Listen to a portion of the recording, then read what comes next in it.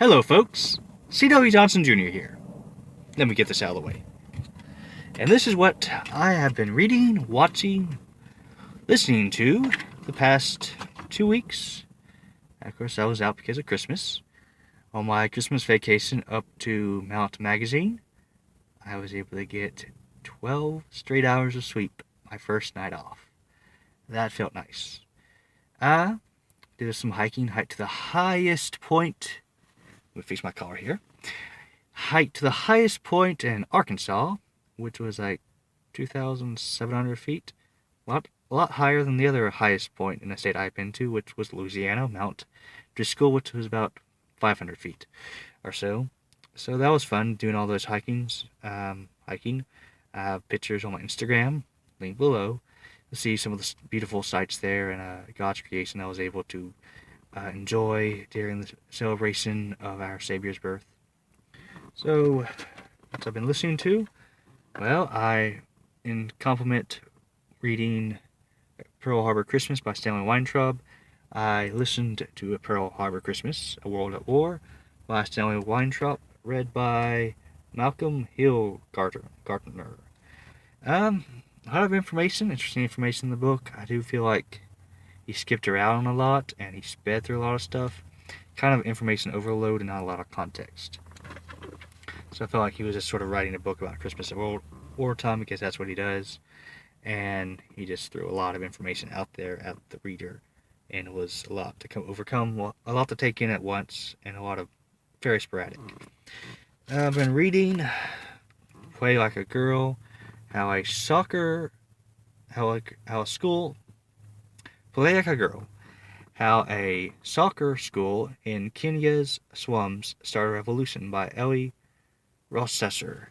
It is basically about social justice in the slums of Kenya and how soccer gave these girls gave them a sense of self-esteem and worth that their own culture didn't give them. And if you liked The Queen of Katawai, you would definitely like this movie or this book. Very interesting. If you're a fan of soccer, and you would definitely like it if you like things about Africa and social justice and inspirational stories of people helping people overcome poverty. You would definitely like that. Like this book. This other book I'm reading, The Greatest Escape. It Could Have Happened This Way by Steve Stevens from Amax Press. This is very glare there. One of the problems I have with this book is these large gaps in between all the paragraphs. It breaks up. It makes it hard to read because it breaks up the flow of the story, and it's the break and your concentration on the sentence and the flow of everything, and it makes you stop and you keep having to go back to figure out what you're reading. So it breaks my concentration having those big gaps in between paragraphs.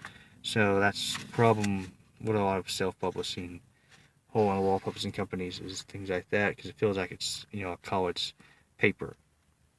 But other than that, it's an interesting take on the nativity story. What if Herod had a daughter who helped Mary and Joseph and Jesus escape when Herod was after trying to kill all the baby Jesus to kill him, so he wouldn't usurp him as king of the Jews. So some good points and an interesting take on it, and also interesting the way he has it's like two stories in one. This of course is the main story, the Great Escape, Mary and Joseph and Jesus escaping to Egypt.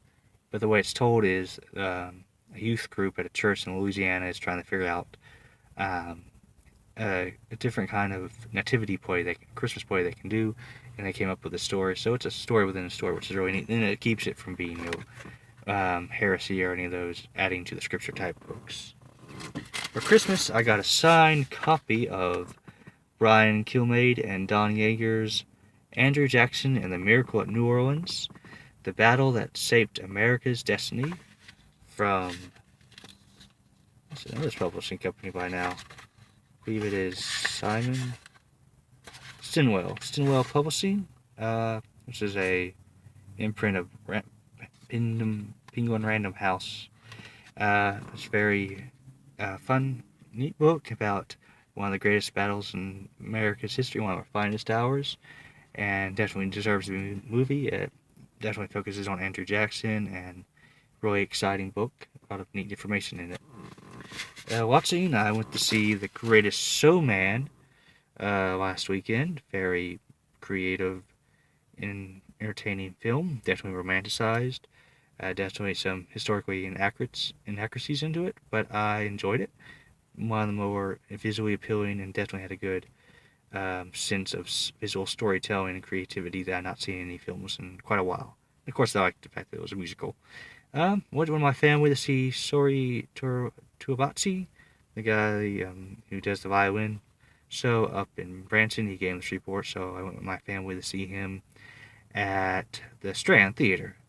Saw weekend before last, I saw my nephews and nieces do a special graduation presentation for their homeschool group they're in, and they did a play version of Mark Twain's Tom Sawyer, which really, made this actor's heart well, and brought back a lot of memories when I played Tom Sawyer when I was 17 in the Back Alley Community Theater down in Grand Cane, Louisiana. That was some fun times there. Yesterday I watched the Beyond the Farthest Star, which was a great Christian film, very gritty, but had a good ending.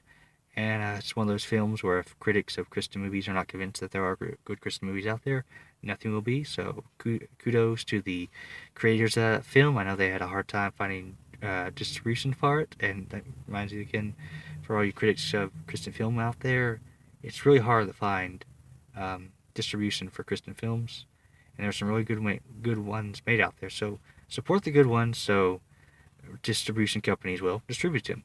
And so I really recommend Beyond the Farthest Star. Great Christian film there, and you really enjoy it. Maybe had a good Christmas theme too.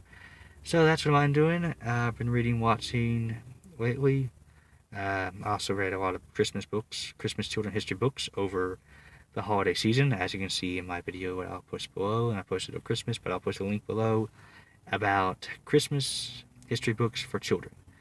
And you can go watch that. And just last night from the Redbox, on my way to work, I got Champion, and I'm going to watch that tonight, hopefully. And I'll let you know how that is. So, if you have any books you suggest I read in the new year, any movies I see, post below, and let me know. Thank you. Have a great day.